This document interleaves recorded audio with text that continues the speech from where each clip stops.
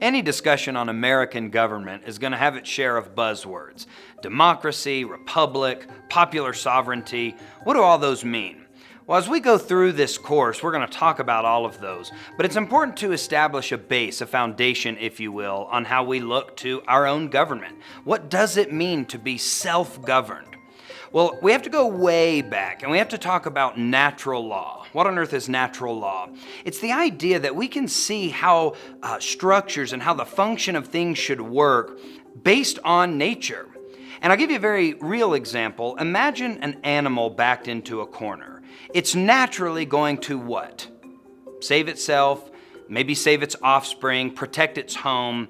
Well, similarly, natural law is the idea that we should be able to do all those things. If it's found in nature, the laws of nature and of nature's God, if God created it this way, then it would only be natural for us to exhibit the same kind of rights that animals do, or that you would see in nature as a whole. And so this kind of thought has trickled in and out of various civilizations up to the point where we have John Locke and Thomas Hobbes. I'm sure you recognize those names. They helped formulate this idea of a social contract theory. Now, all this social contract theory means is that, hey, if you have natural rights, rights given by God that somebody can't just take away from you, but we do need to establish some sort of governing structure, whether that's to ensure those rights or allocate the resources of a society appropriately.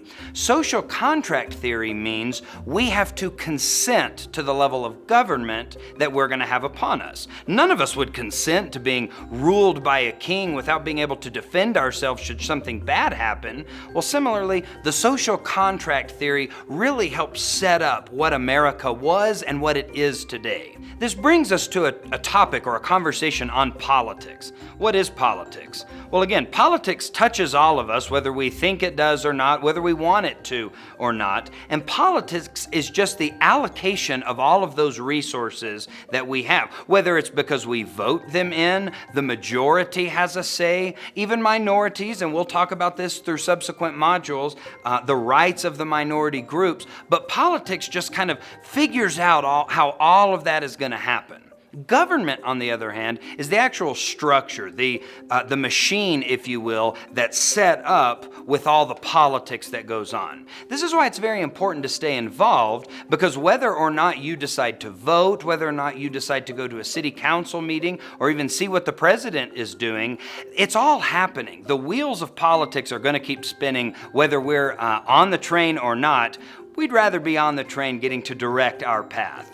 So this leads us to the idea of democracy. We vote on everything, right? Actually, we don't. The United States of America is not a direct democracy. You see, direct democracy is where we would vote on everything. We would vote on all of the laws that were brought before Congress. Now, can you imagine trying to get everybody in the United States coordinated enough to vote on every single piece of legislation that comes through the congressional doors? That would be pretty difficult. So we have what we call a representative democracy, or a republic. And what that means is we vote for people, we vote for representatives that will then go out and enact our will. So we don't actually have to vote on everything anymore. We just have to vote on the people that think like us, agree with us, and agree to do what we ask them to do up in Washington. This is beneficial for two main reasons. First, it secures the idea of the rule of law.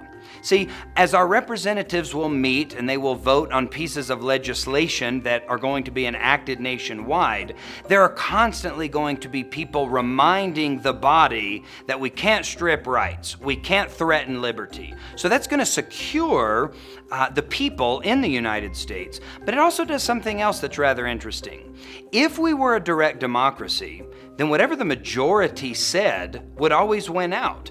Now, this has some pretty scary side effects, especially when you start thinking of the majority that might not be thinking along the lines of natural law. What is appropriate? What is ethical? What is moral? And of course, those are incredibly deep conversations to have, but nonetheless, this idea of representative democracy really allows liberty to shine through even when helping minority groups. And if you're in the minority of a particular piece of legislation, a representative democracy still allows your voice to be heard. Why? Because you have a representative that's always fighting on your behalf.